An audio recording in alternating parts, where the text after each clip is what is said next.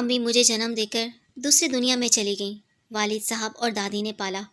جو شریک زندگی بنا وہ بھی انہی حالات کا پروردہ تھا۔ میری کامران سے شادی ہوئی تو ہم دونوں کو رخصتی کے وقت والدین کے نہ ہونے کا شدت سے احساس ہوا کہ یہ وہ وقت تھا جب ماں باپ کی دعائیں نئی منزلوں کی سمت سفر کرتے ہوئے زیادہ راہ ہو جاتی ہیں۔ وقت رخصتی کئی دھڑکے اور اندیشے تھے۔ اجنبی لوگوں میں جا رہی تھی۔ ایک اجنبی کو اپنا سمجھنا تھا۔ کچھ خبر نہ تھی کہ آئندہ کیا حالات درپیش ہوں گے۔ کامران اچھے انسان تھے۔ ہم ایک دوسرے کے سچے اور مخلص جیون ساتھی بن گئے۔ بھروسہ اور اعتماد جو میاں بیوی کی کامیاب زندگی میں کلیدی حیثیت رکھتا ہے، خدا نے عطا کر دیا۔ تو معاشی تنگی کے باوجود دن سکون سے گزرنے لگے۔ کامران گریجویٹ تھے۔ کوئی سفارش نہ تھی۔ اچھی نوکری کے لیے بہت بھاگ دوڑ کی، نہ ملی تو ایک جنرل اسٹور پر سیلس مین ہو گئے۔ دن بھر محنت کر کے رات کو تھکے ہارے گھر آتے۔ میں ان کی بہت خدمت کرتی، وقت پر کھانا گرم کرتی اور ہر شے ہاتھ میں دیتی۔ وہ کچھ دیر آرام کرنے کے بعد پڑھنے بیٹھ جاتے تاکہ اپنی قابلیت بڑھا سکیں۔ اچھی نوکری کی امید دل میں لیے وہ پرائیویٹ طور پر پڑھتے رہے اور کئی کورس کر لیے۔ تب میں سارا دن گھر کا کام کرتی اور وہ محنت مشقت سے میرے لیے خوشیوں کا اہتمام کرتے۔ ہم چھٹی کے دن سیر پر جاتے، غرض خوشحالی کے خواب سجائے ہم ہنسی خوشی وقت گزار رہے تھے۔ شادی کو سال گزر گیا اور میں ماں نہ بن سکی تو ہم دونوں کو فکر لاحق ہو گئی۔ ایک لیڈی ڈاکٹر سے علاج کروایا، تمام رپورٹ ٹھیک تھیں۔ 5 برس گزر گئے، اولاد کی خوشی نہ ملی۔ تب میں بہت حساس ہو گئی۔ بات بے بات پر آنکھیں جھلک جاتی تھی۔ ٹی وی پر وہ اشتہار نہ دیکھ سکتی تھی جو بچوں سے متعلق ہوتے تھے۔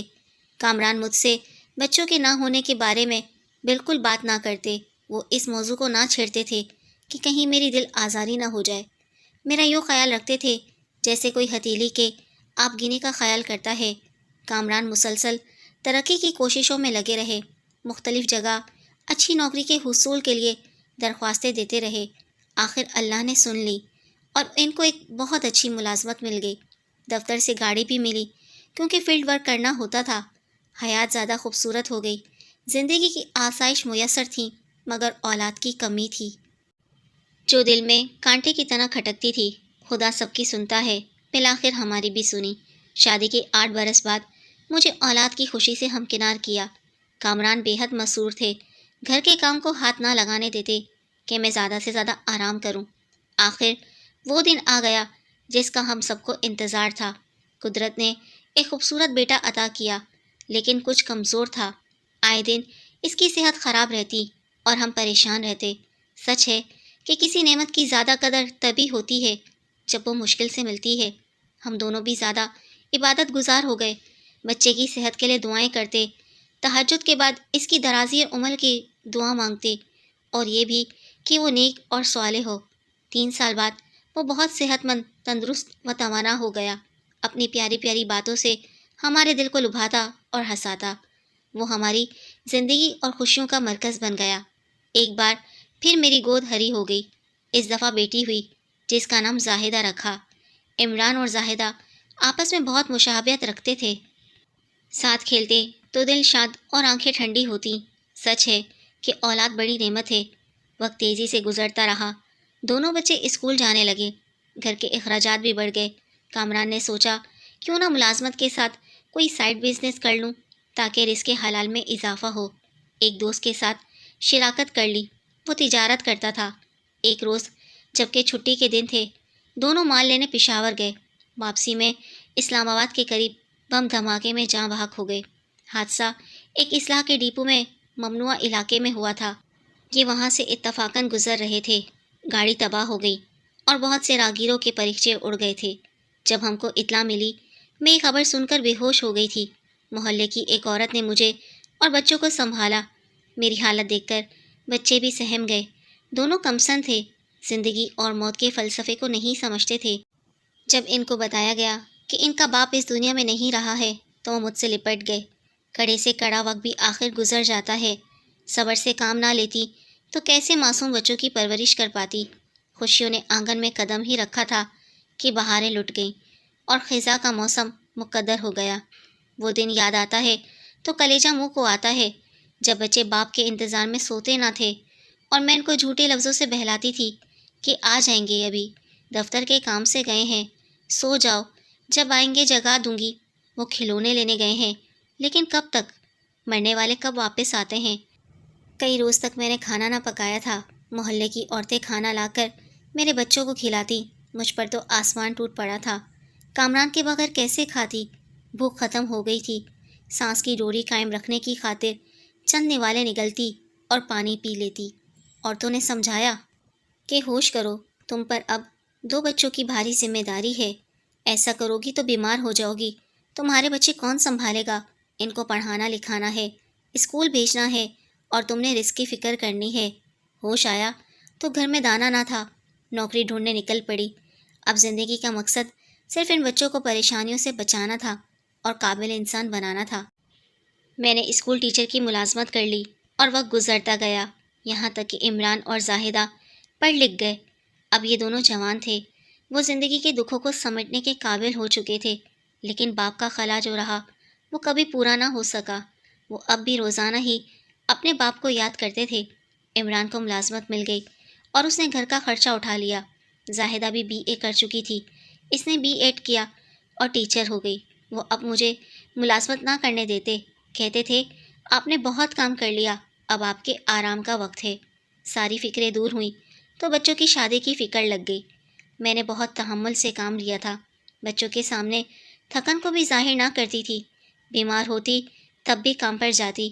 میرے بچوں کو کسی بات کا پتہ نہ تھا، اپنے بچوں کے بہتر مستقبل کی خاطر اپنی بھری جوانی مٹی بنا ڈالی۔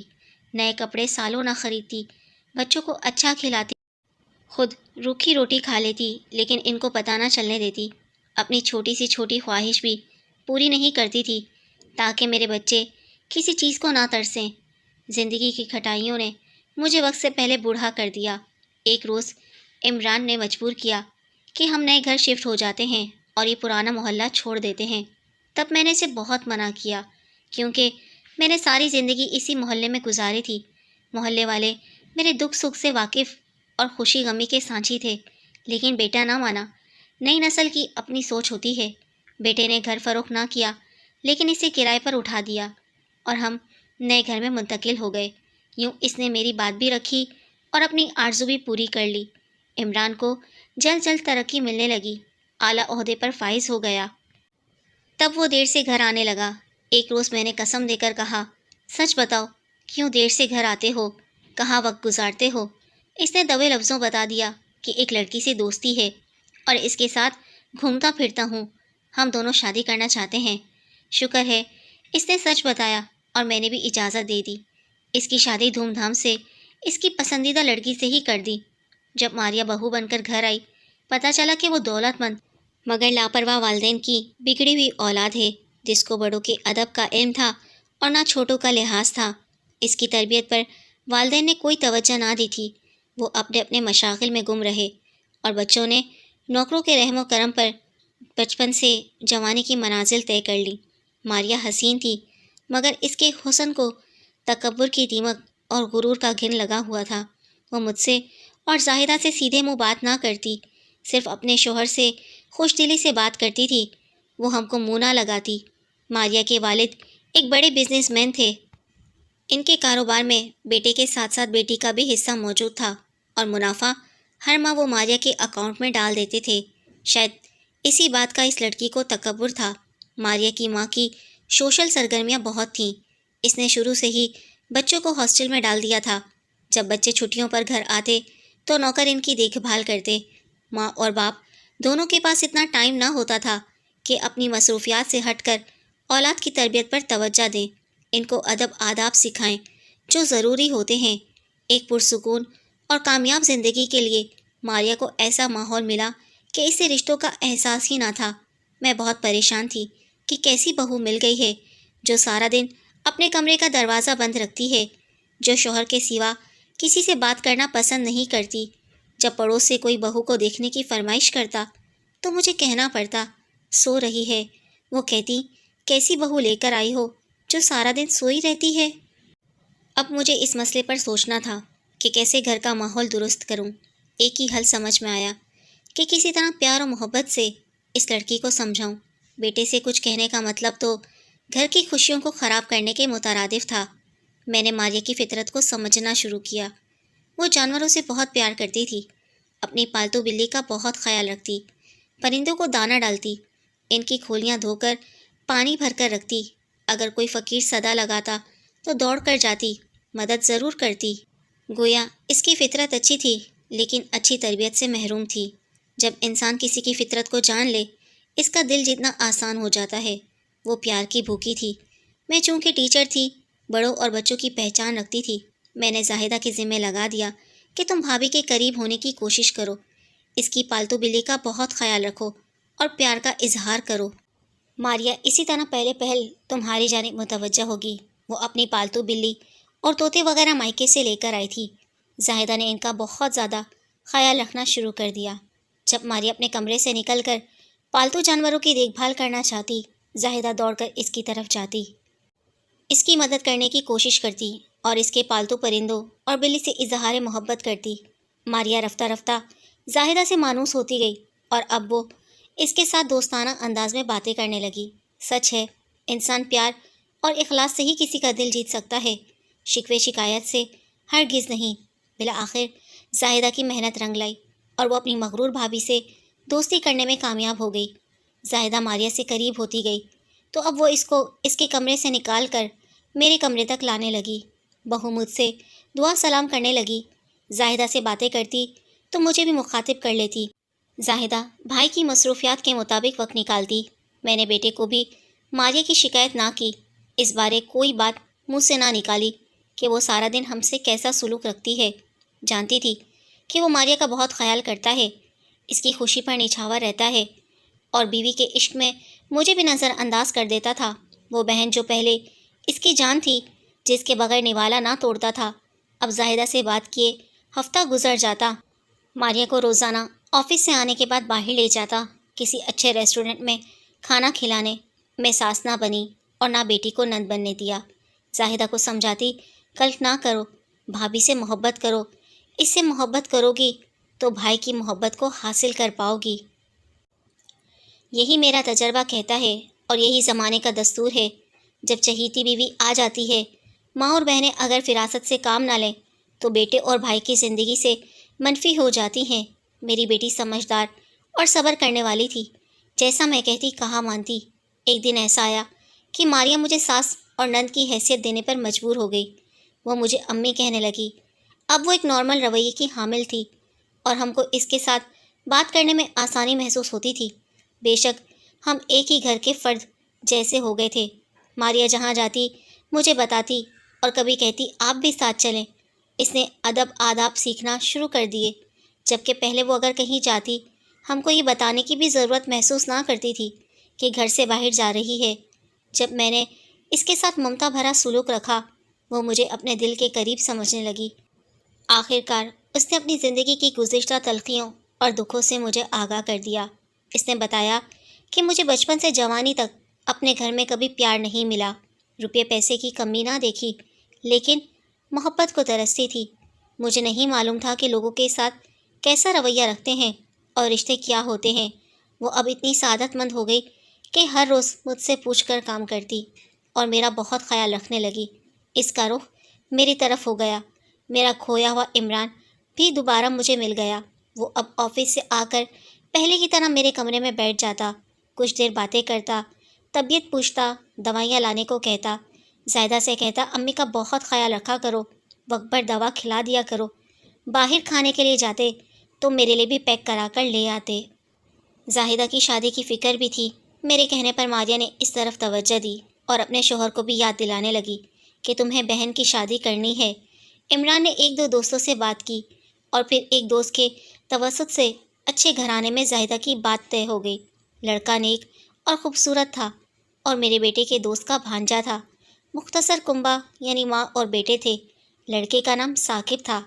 ثاقب سے منگنی کے بعد ماریہ نے نند کے جہیز کی خریداری شروع کر دی۔ وہ اکثر زاہدہ کو بھی ساتھ لے جاتی۔ تبھی عمران نے عزت سے بہن کو بیاہ دیا اور جہیز میں ہر چیز دی۔ بہن کی شادی میں کسی شے کی کمی نہ ہونے دی اور یہ سب ماریہ کے تعاون سے ہوا۔ جس نے نند کی شادی میں بڑھ چڑھ کر حصہ لیا۔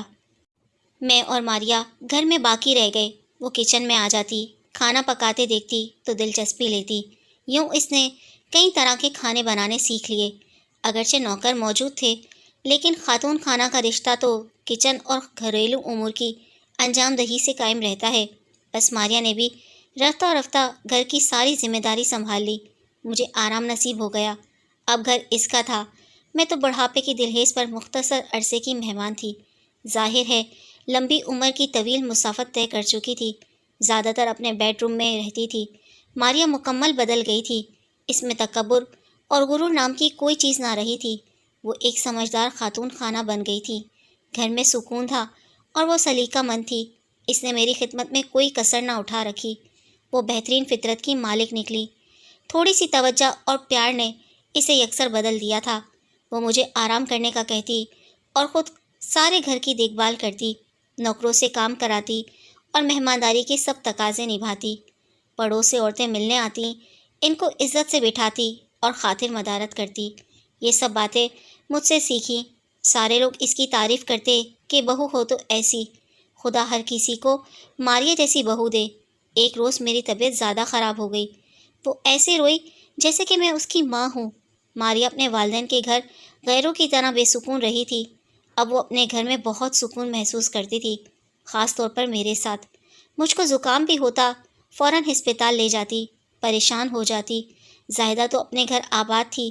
اس کی ساس غصے کی تیز تھی، لیکن میری بیٹی صبر والی تھی۔ اس نے مجھ سے تربیت لی تھی۔ وہاں ساس کا بھی دل جیت لیا، جس کی وجہ سے شوہر اس کی قدر کرنے لگا۔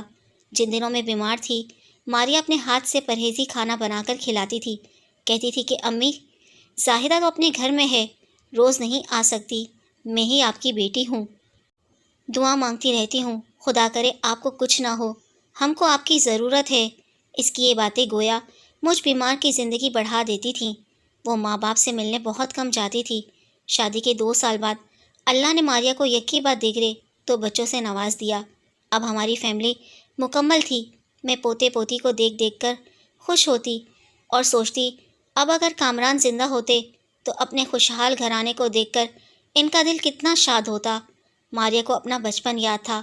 وہ بچوں پر بہت توجہ دیتی تھی۔ نوکروں کے حوالے کرنے کے بجائے اپنا آرام چھوڑ کر بچوں کے سارے کام وہ خود اپنے ہاتھوں سے انجام دیتی تھی۔ عمران تو پہلے ہی ماریا سے پیار کرتا تھا۔ بچوں کی وجہ سے یہ پیار اور مضبوط ہو گیا۔ زاہدہ پہلے تو اپنے گھر میں خوش و خرم تھی۔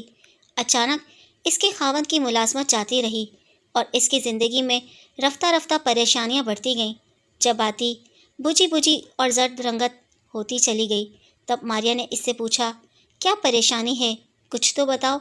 پہلے تو زاہدہ نے کچھ نہ بتایا، لیکن ایک روز اپنی بھابھی کے اصرار پر بتا دیا کہ سال بھر سے شوہر بے روزگار ہیں اور بچوں کے اخراجات پورے نہیں ہو رہے۔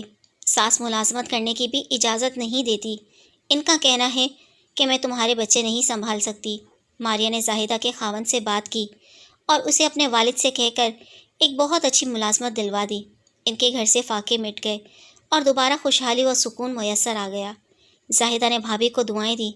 کہتی تھی کہ امی جان، اصل کریڈٹ تو آپ کو جاتا ہے، جو ہم کو صحیح سمت پر چلایا، اور آج ہم سب اگر خوشیوں سے ہمکنار ہوئے ہیں تو آپ کی وجہ سے۔ اگر آپ ہم کو صبر اور اچھے اخلاق کے بجائے لڑائی جھگڑے لگائی بجھائی میں ڈال دیتی تو نفرت کی آگ میں جل چکے ہوتے۔ آپ کی اچھی تربیت نے آج ہم کو زندگی کا ہر موڑ بآسانی عبور کرا دیا۔ میں آج بھی کہتی ہوں، سب آپ پر منحصر ہے کہ زندگی کو کس رخ سے بسر کرتے ہو۔ زندگی پھولوں کی سیج نہیں ہوتی۔ دوسرے انسانوں کے ساتھ اپنے سلوک اور رویے سے کسی کو نقصان پہنچانے کی بجائے ان کو خوشیاں دو تو غیر بھی اپنے ہو جاتے ہیں۔